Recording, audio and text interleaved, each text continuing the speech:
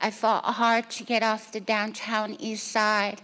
And today it's my great honor to say that I work down there and that I'm there to help the women that are still alive. There's a lot.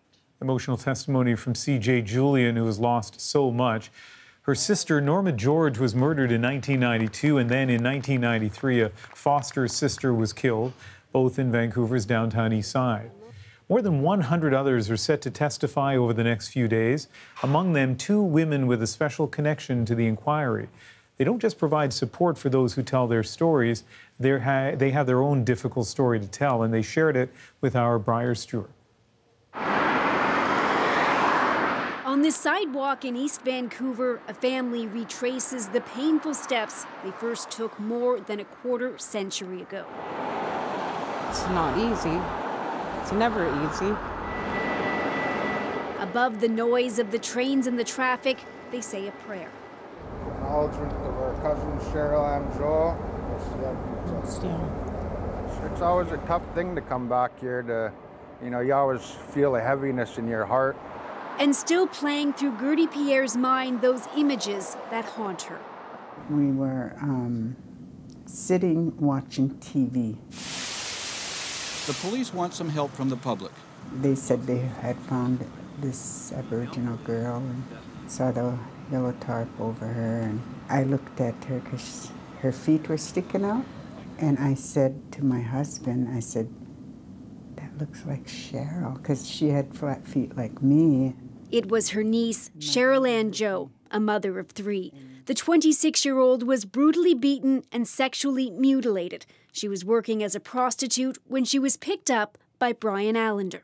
It was the most horrible thing that ever happened, and we didn't have anybody there to comfort us except one another, and we were all falling apart. Take me back to what it was like for the family to sit through the trial. It's literally something that's beyond like a horror movie of what you have to live through, and then knowing that the offender is sitting right there. Melody Casella is Cheryl's younger cousin. She sat through the court case with the rest of her family and heard when the jury found Allender guilty of first-degree murder. We need to heal, and part of that healing today is that verdict that came out of guilty. Carry a lot of memories with my cousin the short time she spent with us.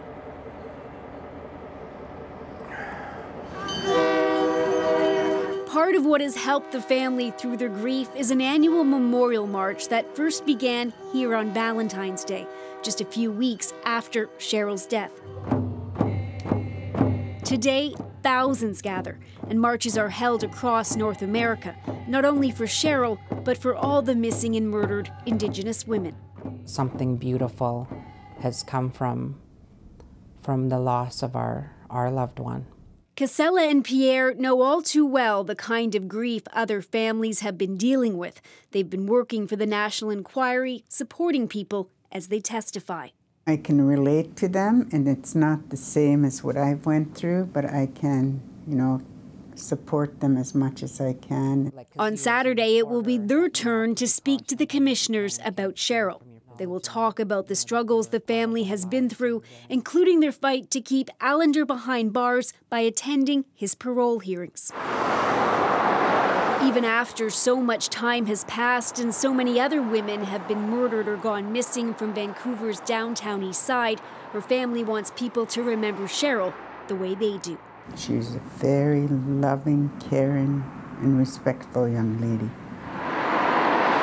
And it's those memories they try to focus on as they struggle to get past the horrendous violence and the lingering effect it's had on all of them. Briar Stewart, CBC News, Vancouver.